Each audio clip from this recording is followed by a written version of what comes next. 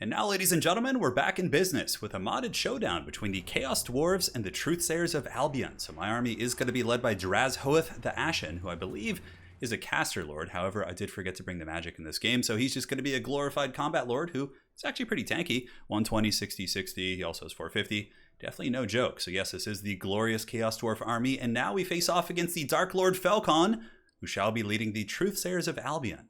So these mods are unlocked using the OVN faction mod. So those will be in the description below. You guys will be able to see those mods and see all the factions. But the main reason I'm putting this video up today is because maybe like an hour or two from now, or maybe even like right after this, I'm going to be having a tournament using this mod. So we're going to have a small 8 to 10 man tournament, which unlocks a ton of factions. So we have Amazons, we have Chaos Dwarves, we have Truthsayers of Albion, we have the Ugma tribe, we have the Dread Legion of Nagash. I mean, there's a bunch of factions unlocked, so it's going to be absolutely wild, super unbalanced, but will be very fun nonetheless. So Falcon's faction is going to be led by, I believe, Dural Durak, who is a glorious Surtha Ek-esque lord. You can see he's got a pretty sweet haircut, and he does have the imperfect shield of the old one, so no, you can't do it like the Slans, but still very good. Arcane Conduit, he does have the Wings of Fate, which launches a kind of a Doomdiver type creature at someone.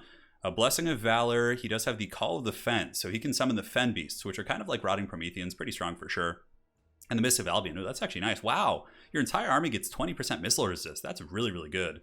So yeah, these characters have some really neat abilities. Now, there are passives for both armies, so let's go ahead and take a look here at the Chaos Dwarves first. We do have the Relentless, so when our leadership is above 50%, they get 10% speed, which for Dwarves is certainly not bad. You also have to remember Chaos Dwarves aren't like regular Dawi, we actually have mobility. So in this case, we have like Bull Centaurs and all sorts of fast units that will benefit from that speed buff. Now for the Truthsayers of Albion, I know they have a passive as well, which I think is War Fervor or War Fury. So it's kind of like Norska, it would appear. They get melee attack, charge bonus, and base weapon damage if their leadership is above 50%, which is pretty good. And yeah, if they're losing combat, they would appear to lose leadership. Okay, pretty interesting. So yeah, definitely a little bit fickle on the battlefield. Now, as far as my army goes, frontline is going to be Infernal Guard.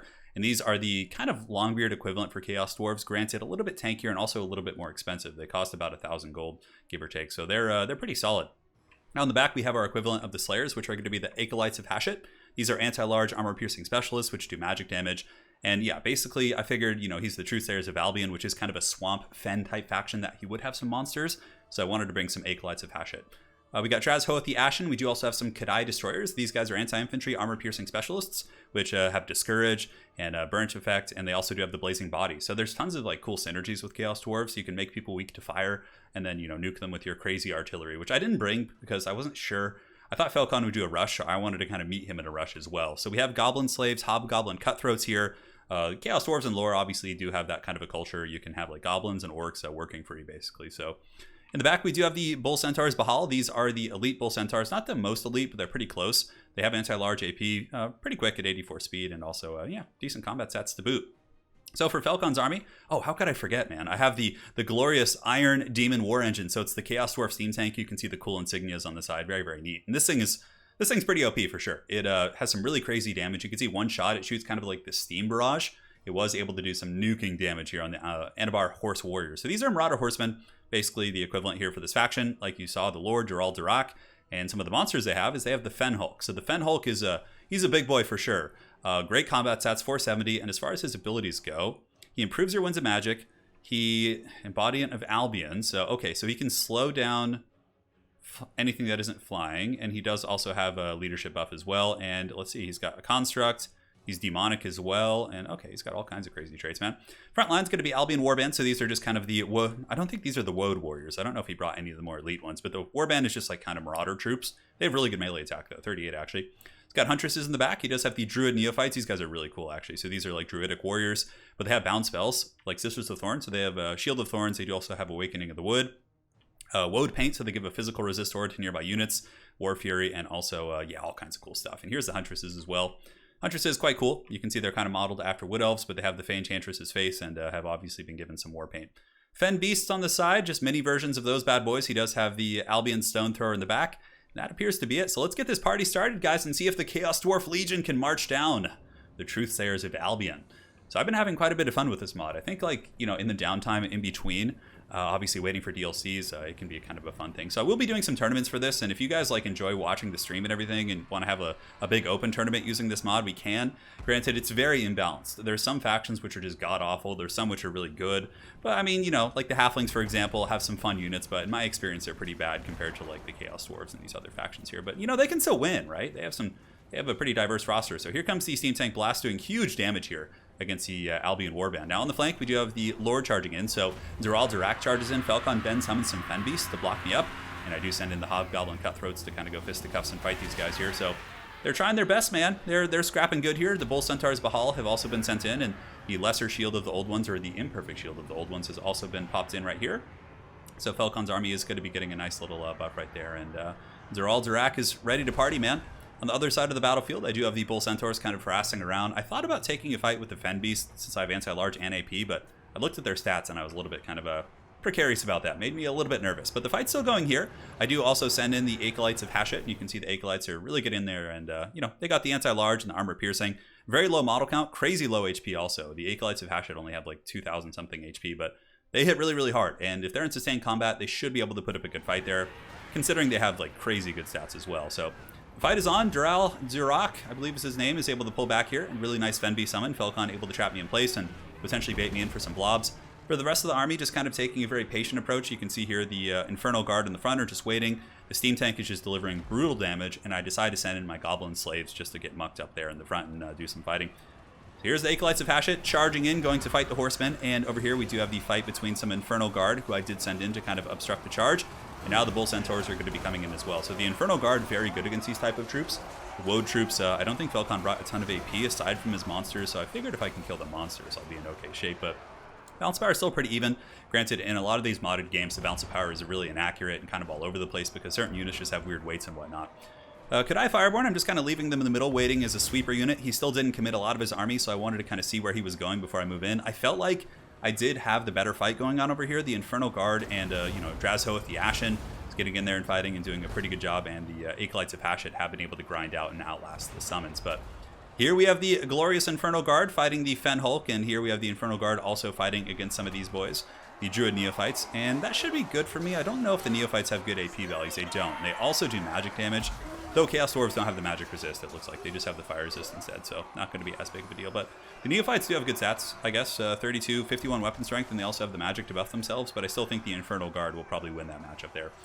Now back here, we do have the dreaded Iron Demon War Engine, the big old tank, the Stank, getting in there and really burning through these units. And it's pretty good in melee as well. And Unbreakable causes terror, so, you know, the Albion army does have that penalty that when they're a little bit lower, obviously, you can still, you know, they take a leadership hit. So it really is conducive to terror-causing units. The Bull Centaurs Bahal are pulling around the back. We're coming in to swoop in here. We were able to kill the Stone Thrower in the back, so taking out the artillery, definitely nice for my more... yeah, my slower army, but man, it's going to be really interesting to see how Creative Assembly decides to implement the Chaos Dwarves, because like they have a lot of the strengths of the regular Dawi, but it doesn't seem like they have too many of the weaknesses, right? Like as far as like looking at their tabletop book and everything goes, I guess they just have like, I think they have a little bit worse range, although I'm not really sure. You guys will have to let me know. Bull Centaurs Bahal, good to be charging in, going after the Fen Beasts. Here it comes, the glorious fight of fights. I really do like the Fen Beast models. I think they're incredibly awesome. Like these Treekin that are just all like swamp ridden and like, yeah, they're really cool. We're getting some good damage, but, you know, the Fen Beasts, of course, do have great combat stats, and they're able to hold and take that charge like champs, and now they're winning that fight. My Bull Centaur is probably going to have to pull back here. In the meantime, some of my Infernal Guard have gotten through the back lines, and now they've waded into the Huntresses, and the Dwarf Warriors should be able to win these respective fights right here, and probably cut through the Huntresses and the Albion Warband, so we'll see how that all unfolds. Now right here, the Fen Hulk is going for the kill. It's going after Drazhoath the Ashen, but it's surrounded by the Kadai Destroyers, which I think are another very cool model here, but we have a good surround on the big beastie, and I think we should be able to drag him down, despite the fact he's getting some nice atomic pimp slaps there on those units. On the far side, we have the Bull Centaurs, who's trying to wrap up Durak, a very, very powerful lord. I think he's incredibly cool.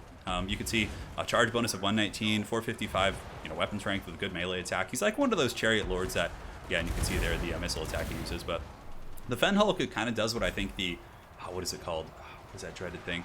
The Rogue Idol. I feel like the Rogue Idol should crumble like this. Like the Fen Hulk right now is broken. Imagine if this thing was just running, like how crappy it would be, right? But I think that the Rogue Idol should have similar mechanics. I think that's a really nice thing that they did in this mod. So Chaos Dwarves are pulling ahead here. The Steam Tank definitely pretty OP. Kadai Destroyers and the Infernal Guard have piled in. And they're now going after the Fenhulk, and we do also have Draz Hoeth the Ashen somewhere in the ranks here. I'm not really sure where he is, but he's down here in the pit somewhere, and he's doing the work of Hashit and making the Chaos Dwarves proud. Across the battlefield, Inferno Guard are winning their matchups and definitely doing a very good job. I think of many of the modded factions, the Chaos Dwarves seem to be one of the stronger ones. So it'll be interesting to see when we do have the tournament stream, which again will be shortly after this. So if you guys are looking to see some action there, make sure to tune into that tournament. You're going to see halfling memes, you're going to see Amazons. Amazons are so cool. They're like a combination of lizardmen and wood elves, and they bring a lot of badass stuff to the table. So there you have it, my friends. That is that.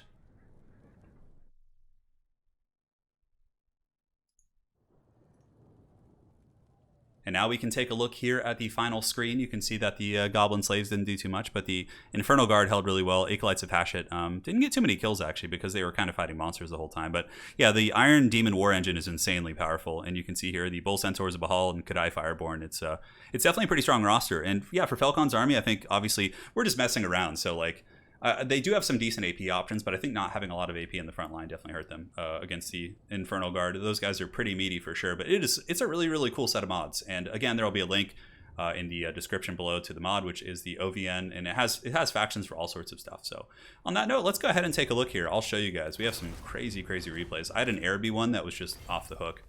So yeah, we have Chaos Dwarves here. Chaos Dwarves obviously have a ton of cool units that I didn't get a chance to show you. We have the Immortals. We have all sorts of like Devastators, Naphtha Bombs, Annihilators, Hobgoblin Enforcers. We have a whole rank of like different Centaurs and also Bull Riders, Hobgoblins. Yeah, we have Hobgoblins. It's just so neat, man. Slave Ogres, Lava Trolls, Kadai Fireborn. We have Kadai Destroyer. We have a Colossus unit, which is really cool. And they have a range of artillery. So this is the Iron Demon War Engine. It probably should be closer to like 3,000 gold if you actually want to balance it for multiplayer. But I mean, come on, it's more so for campaign, but we're just going to be making a fun show of it. You have the Dread Legion here, so you can see the Hand and Nagash, the Dread King. This is like the Nagash hybrid faction. They have Black Grail Knights who are so good. Really, really neat stuff. And aside from that, I mean, we have the Grudge Bringers. We have the 3 Araby factions, each of which has their own like unique lore. This one has Sultan Jafar, who's a pretty cool character. We have the Truthsayers of Albion, which you saw, and you can see here they have a pretty cool roster for sure. Viridian Lords are so cool. They're like these like huge green warriors that kind of like modeled after Chosen, but have like moss growing on them. Dude, they're so badass. And yeah, you even have a Famir faction, so you can see this is a faction that's based around Famir. So you have Balefeed Apprentices. It's really neat, man. I'm quite excited to show you guys this. And the Ugma tribe is a troll army. They have like all kinds of cool trolls. Anyways, guys, hopefully you enjoyed this video. Well played to Falcon. I'll be putting up some more replays of our battles very, very soon. We had one which was insanely good. So it's my Araby facing off against his Ugma tribe. And dude, it was one of the most memey, ridiculous games I've seen in some time. Anyways, guys, really appreciate you all. If you like this kind of content, you want to see some more modded battles, let me know. It's not going to be like a mainstay on the channel, but I think every now and then mixing them in just for the laughs and seeing some of the cool things that the community are working on is a really neat thing. All right, guys, thanks for watching. Hopefully you enjoyed, and we will see you guys on the other side. Take care.